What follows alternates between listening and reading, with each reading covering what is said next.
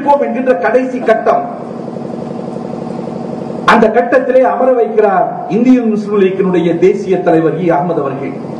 சொன்னார், இந்த கூட்டணி முறிவு பெறுமையானால் தமிழகத்தில் பாசிச சக்திகள், மத துவேஷம் கொண்டு அலையக்கூடிய சக்திகள் தலைதூக்கக்கூடிய ஒரு சூழ்நிலை வரும்.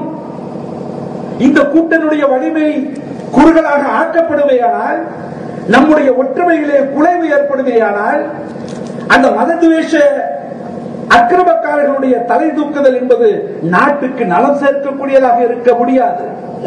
அது தமிழ்நாட்டிற்கு மாத்திரமல்ல, அதனுடைய எதிரொலியாக டெல்லி பட்டணத்திலும் திராவிட முன்னேற்ற கழகம் தன்னுடைய ஆதரவை ஒரு கட்டத்தில் முழுமையாக வாபஸ் வாங்கக்கூடிய ஒரு சூழலை வந்தாலும் கூட டெல்லியிலே மத்திய அரசு கவிழும் என்கிற நிலை வந்து அங்கேயும் மத துவேஷங்களுடைய தலையெடுப்பு நிகழ்ந்துவிடும் என்கிற ஐயப்பாடு நமக்கெல்லாம் இருப்பதை நீங்கள் மறந்துவிட முடியுமா என்று கேட்டுவிட்டு ஈ அகமது சொன்னார்கள், இப்படிப்பட்ட ஒரு உயரிய நோக்கத்திற்கு கடைசி திருப்புச் சீட்டாக ஒரு சீட்டு என்பதுதான் காரணம் என்று சொன்னால், அந்த சீட்டை என் இயக்கத்தின் சார்பாக நான் தாரை வார்க்க தயாராக இருக்கிறேன் என்று சொன்னவர் முஸ்லிம் லீக்குடைய தேசிய தலைவர்.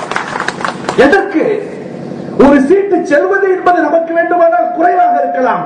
இந்த நாட்டினுடைய இஸ்ஸத், இந்த நாட்டினுடைய மானவங்கம், இந்த நாட்டினுடைய மானக்கேடு காப்பாற்றப்பட வேண்டும் என்பதற்காக கை கொடுத்த தேசிய அளவிலான ஒரு இயக்கம் முஸ்லிம் லீக். அன்றைக்கு தானாகவே முன்வந்த அந்த ஒரு சீட்டை கொடுத்த காரணத்தினாலே அந்த உறவு தொடர்கிறது என்கிற அறிவிப்பு வந்தது என்று சொன்னார். தமிழ்நாட்டில் மாத்திரமல்ல, தேசிய அளவில் மாத்திரமல்ல, அகில உலகத்தின் அடிப்படையில் எதிர்பார்த்துக் கொண்டிருந்த அந்த முடிவு சாதகமான முடிவாக அமைந்ததற்கு காரணம் பின்னணியாக இருந்தது முஸ்லிம் லீக் பேர் இயக்கம். யாரும் பிடுங்கி அல்ல, ஏதோ சில பேர் கொச்சையாக விளம்பரம் செய்கிறார்கள். திராவிட முன்னேற்ற கழகம் ஒன்றை கொடுப்பது போல் கொடுத்து ஒன்றை பிடுங்கிக் கொண்டது என்று. உண்மையை சொல்லுகிறேன், சத்தியம் விட்டு சொல்லுகிறேன், ஒரு சீட் கொடுத்தது என்பது திராவிட முன்னேற்ற கழக தலைவருக்கு அறவே தெரியாது, கொடுத்து முடிகிற வரையிலும் தெரியாது. ஒரு சீட் முஸ்லிம் லீக்கிடமிருந்து கொடுக்கப்பட்டது என்பதனை திராவிட முன்னேற்ற கழக தலைவர் டாக்டர் கலைஞர் அவர்களுக்கு கிடைத்த செய்தி டெல்லி பட்டணத்தில் இருந்து வந்த செய்தி. நான் ஏதோ கதை சொல்லுகிறேன் என்று என்ன வேண்டாம், உளவுத்துறையினரும் இருக்கிறார்கள், பகிரங்கமாக சொல்லுகிறேன். கொடுக்கப்பட்ட அந்த ஒரு சீட்டு, 3 சீட்டுகளில் ஒரு சீட்டை இப்படி தார்மீகமாக முன்வந்து கொடுத்த இயக்கம் முஸ்லிம் லீக் இயக்கம் பெருந்தன்மையோடு பாராட்டினார் தமிழக முதல்வர் டாக்டர் கலைஞர் அவர்கள்.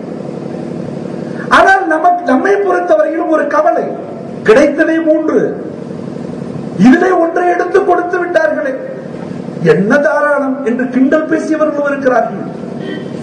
பேசட்டும்,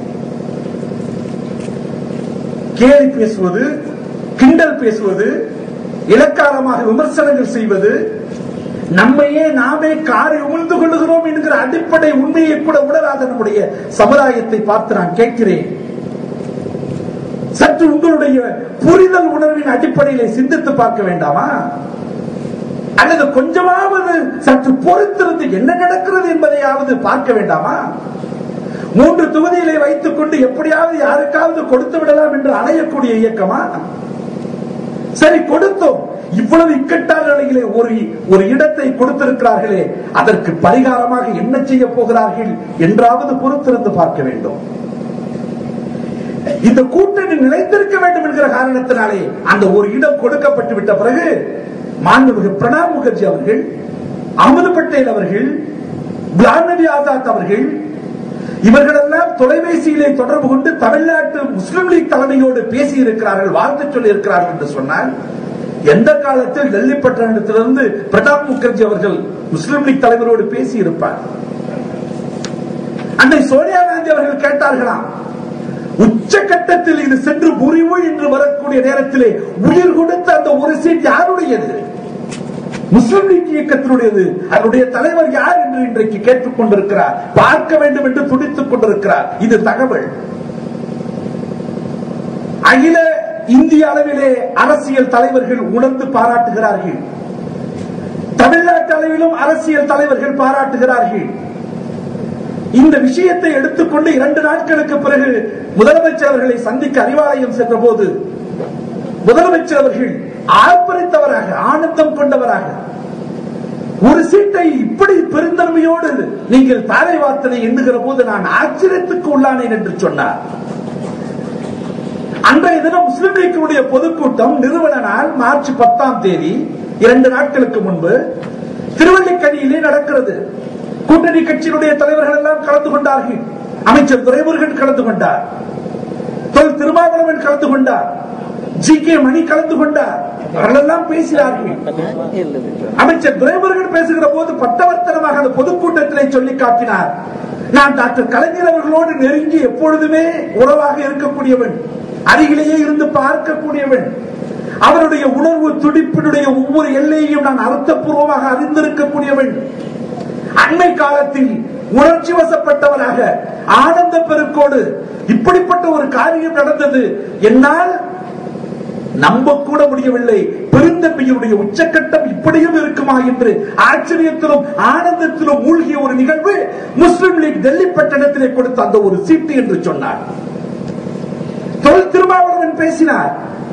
இத்தகைய பெருந்தன்மை இஸ்லாமிய சமுதாயத்தின் அந்த மார்க்கத்தின் அடித்தளத்திலே வித்திடக்கூடிய ஒவ்வொரு செயல்பாட்டினுடைய வெளிப்பாடு.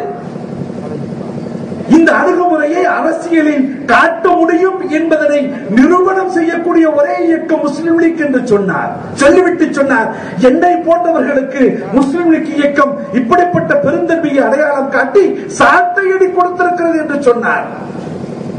இவர்கள் எல்லாம் அரசியலை பற்றி நன்கு தெரிந்து தெளிந்திருக்கக்கூடிய கட்சியினுடைய தலைவர்களுடைய வெளிப்பாடு. சரி, கொடுத்தோம்.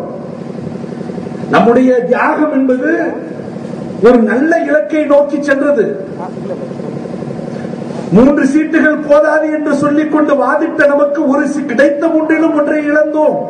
சரிதான், மகிழ்ச்சிக்குரியதா என்றால் நோக்கத்தை எண்ணுகிற போது மகிழ்ச்சி. நமக்கு கிடைத்திருக்கக்கூடிய இடங்களிலே ஒன்றை கொடுத்து விட்டோம் என்பதிலே கவலை. இந்த கவலை கட்சியிலே இருக்கக்கூடிய மற்றவர்களுக்கு மாத்திரம்தானா? தலைமைக்கு இருக்காதா? 24 மணி நேரமும் இந்த சமுதாயத்தை சிந்தித்து எப்படி காய்களை நகர்த்தினால் இந்த சமுதாயத்திற்கு பலன் தரக்கூடிய விளைவுகளை உருவாக்க வேண்டும் என்ற கவலையோடு தொடர்ந்து பணியாற்றிக் கொண்டிருக்கக்கூடிய தலைமை நிலையத்தில் இருப்பவர்களுக்கு இல்லையா? எனவே இதற்கு பரிகாரம் என்ன? நடந்தது சரி, புரியாதவர்களாக பல பேர் விமர்சனம் செய்வார்கள், இருக்கட்டும். ஆனால் இதற்கு பரிகாரம் என்ன? வாழ்த்து செய்திகள் மட்டுமா? பாராட்டுக்களோடு முடிந்து விடுமா? இந்திய அரசியல் வரலாற்றில் நாம் இப்பொழுது ஒரு தியாகத்தை செய்து இடம்பெற்றிருக்கிறோம், அது வேறு விஷயம். ஆனால் அதற்குரிய சன்மானம் என்ன? வாய் வார்த்தைகள் மட்டும்தானா? கலைஞர் அவர்களை சந்தித்தோம், நெஞ்சார பாராட்டினார், பாராட்டு வாழ்த்துக்களை சொன்னார், வார்த்தைகளை அள்ளி வீசினார். எங்களுக்கு ஆனந்த பெருமூச்சு. இந்த நாட்டில் மிக உயரிய எல்லா பயிற்சிகளையும் அனுபவங்களையும் கொண்ட ஒரு மாபெரும் தலைவர்களில் ஒருவர், மூத்த பெருந்தலைவர் டாக்டர் கலைஞர். அரசியல் மாச்சரியங்களுக்கெல்லாம் அப்பாற்பட்டு இந்த நாட்டில் ஒரு மூத்த அனுபவசாலியாக இருக்கக்கூடிய ஒரு பெரிய மனிதர் அரசியல் வரலாற்றில் இன்றைக்கும் நம்மோடு இருக்கக்கூடிய பெருந்தலைவர் டாக்டர் கலைஞர் அவர்கள். அவர் சொன்னார், இனிமேலும் எஞ்சி இருக்கக்கூடிய இந்த தொகுதிகளிலிருந்து யாருக்கும் கொடுக்க முடியாத நிலையிலே நாங்கள் இருக்கிறோம். ஏற்கனவே போட்டியிட்ட இடங்களையும் குறைத்துக் கொண்டு இனிமேல் யாருக்கும் கொடுக்க முடியாது என்கிற நிலையிலே இருக்கிறோம். இந்த நிலையிலிருந்து நாங்கள் சற்று விலகி எஞ்சி இருக்கக்கூடிய